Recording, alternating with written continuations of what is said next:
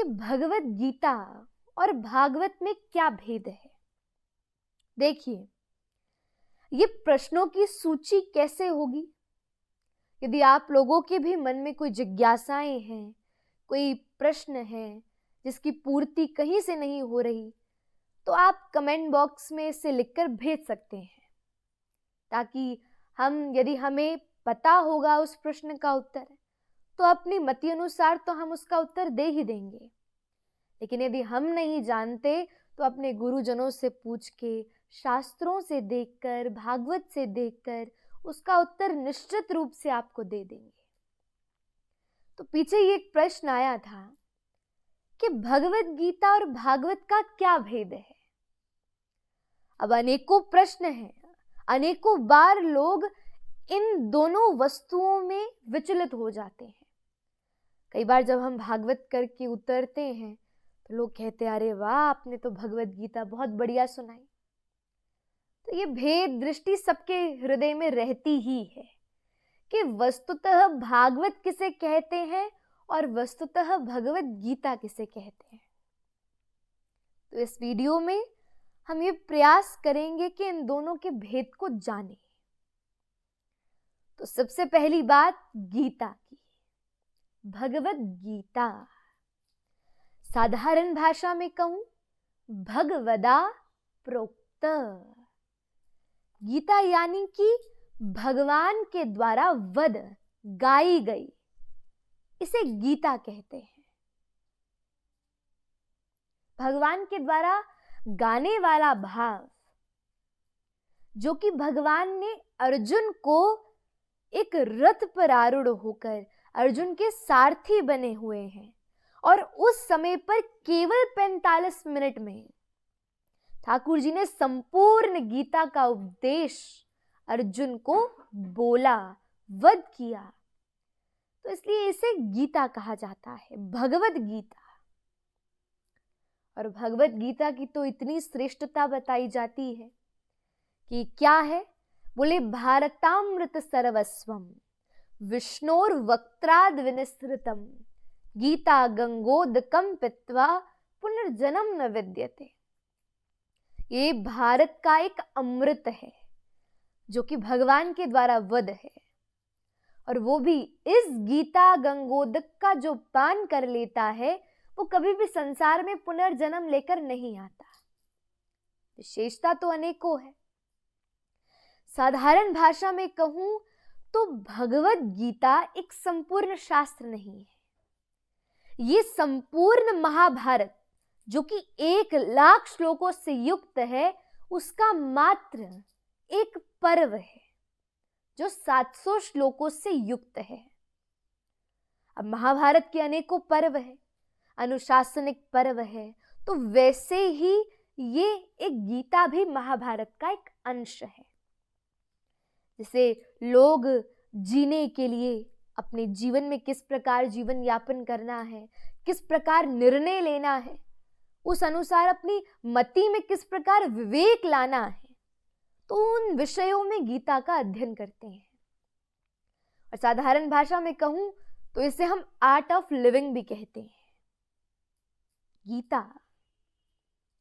और अब दूसरा भेद, बोले भागवत, जिसका पूरा नाम है श्रीमद् भागवतम।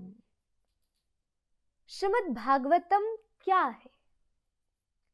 गीता एक संपूर्ण ग्रंथ का अंश है, बोले तो निचोड़ है। लेकिन भागवत क्या है? तो बोले भागवत एक संपूर्ण ग्रंथ है, संपूर्ण 18,000 श्लोकों से युक्त, 335 अध्याय जिसमें विद्यमान है, और इसमें मुख्य रूप से परीक्षित और सुखदेव जी का संवाद है। ये जो सप्ताह रखे जाते हैं, 7-7 दिन की कथाओं का खूब विवरण विस्तार रूप से किया जाता है, तो बोले यही वास्तविक रूप से यही भागवत है, श्रीमद् भागवतम। इदं भागवतम नाम पुराणम ब्रह्म संहितम यदुत्तम श्लोक चरितम चकारा भगवान ऋषि। ये पुराण है। पुराण यानी कि पुरा इति नवम, जो पुरातना होते हुए भी कभी भी अजीब नहीं है, जो पुराना होते हुए भी कभी भी पुराना नहीं होता, सदैव नवीन रहता है।